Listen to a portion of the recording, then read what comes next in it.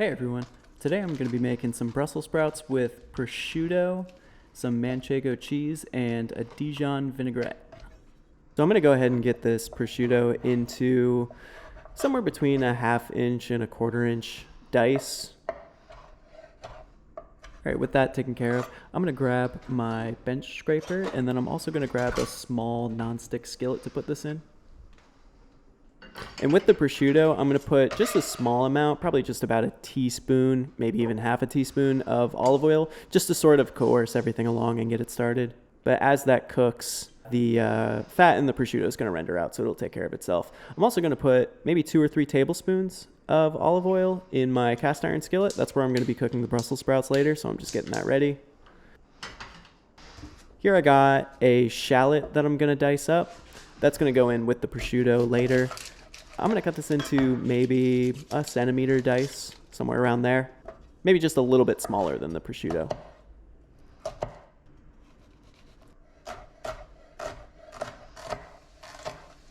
Alright, so once that's taken care of, I'm just going to push those shallots off to the side. I'm going to let the prosciutto get a bit of a head start there. And speaking of which, I'm going to take a look at it real quick. You can see here, it's starting to brown a little bit, but I definitely want a little bit more color on it. So I'm going to let those go a little while. And I got it over about a medium, maybe medium-high-ish heat. Here I'm also going to mince up a clove of garlic. If this garlic clove wasn't so huge, I would probably use 2, but this is a pretty big one, so 1 should be fine. I'm just going to smash it and mince it up pretty fine. I don't really want huge chunks of garlic in the final dish here.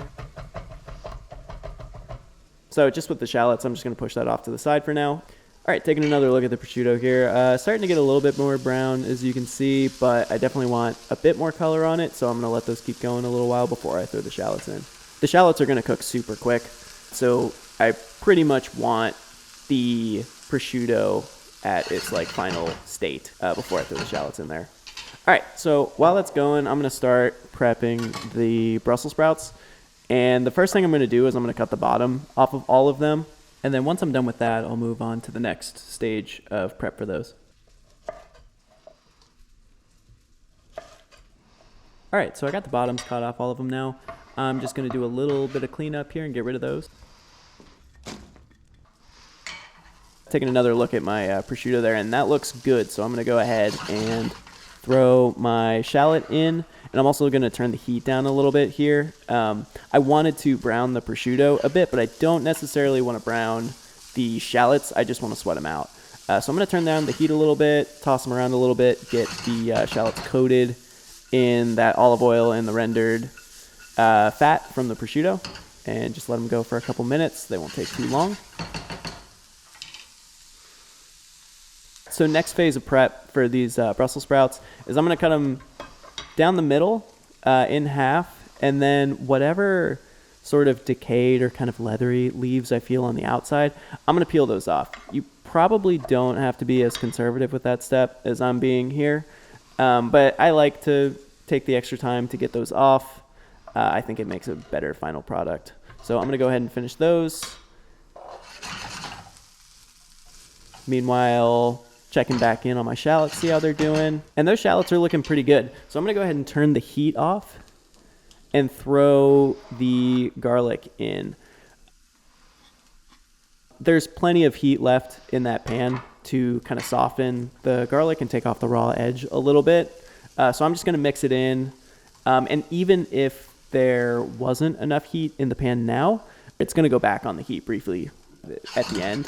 So the garlic will be fine. It doesn't need any extra heat. So I'm just going to put that off to the side for now, and then I'm going to grab my pre-oiled cast iron skillet here and start placing my Brussels sprouts in cut side down. That part's important. I'm being a little pedantic here to make sure everything fits in and is making good contact with the bottom of the pan, but that's really the key of getting the effect I'm going for here. This specific technique for cooking Brussels sprouts, I believe I saw originally on America's Test Kitchen. And it is a little bit fussy because you have to take the time to get them all in the pan correctly. But you'll see in the end the payoff is totally worth it, and it makes the cooking process super easy. So I'm going to put those on about a medium-high heat and then cover them with a lid. And then I'm gonna start grating some cheese. This is some manchego I have here, but any hard grating cheese will work just fine. I'm gonna go ahead and do it on the microplane. I'm doing it on that because I want it to be really fine so that later on down the line, it will melt really easily and incorporate super evenly into everything else. Here I'm just grabbing a bowl that I'm gonna start my vinaigrette in. The vinaigrette I'm gonna make here is super simple. I'm just gonna go in with about a tablespoon of Dijon mustard and then about an equal quantity of red wine vinegar and a little bit of salt and pepper. My main goal with this vinaigrette is to provide the brightness and acidity to the whole thing. So I'm gonna be pretty light with the olive oil when I go in with that. Maybe just about a quarter of a cup, kind of just enough to get an emulsion going. And provide the viscosity to the mixture so that it sticks to the Brussels sprouts later. So here I'm just taking a moment to put some salt and pepper, season up my Brussels sprouts there. And they've only been in for a couple minutes, so I know they're not done yet, but I'm gonna go ahead and take a look at them just to kind of get a feel for how far along they are, how quickly they're cooking. So you can see there, they're starting to get a little bit of color. They're pretty blonde, but they're coming along. So that gives me a good gauge for kind of how quickly things are progressing there. All right, so here I'm just gonna whisk up my Dijon and red wine vinegar with a little bit of salt and pepper in there. And then I'm gonna start going in with my oil. Another reason I don't wanna really overwhelm this with too much oil is that there's already a good amount of oil on the Brussels sprouts themselves. So I don't want this end product to be too greasy. So that looks pretty good to me right there. I'm gonna go ahead and grab a spoon to give it a taste. You can kind of see the texture there. It's a little bit thicker, which is nice. Hopefully it'll stick to everything later. And yeah, that tastes great. It's super bright, which is exactly what I want. So I'm gonna put that aside and move on. So it's been a couple more minutes. I'm gonna check back in. You can see there, we're getting a lot more color, especially that one there. That one's looking pretty good, but a few of these other ones are still looking a little bit paler, and I want to take them to the verge of burning. That's one of the special things about Brussels sprouts is that you can really get a lot of color on them before they taste burnt at all. They just keep getting better. So a couple minutes more.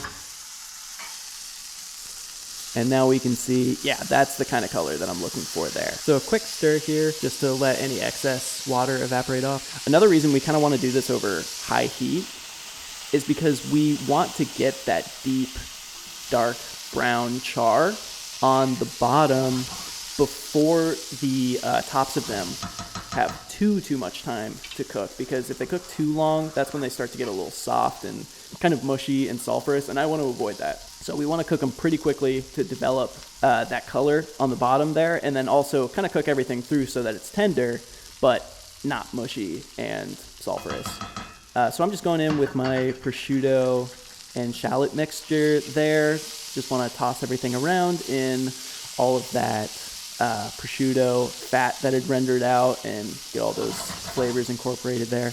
Get everything nice and coated and evenly distributed amongst the Brussels sprouts. So those are done. Now I'm going to go into a bowl here and I'm going to start incorporating the rest of the ingredients.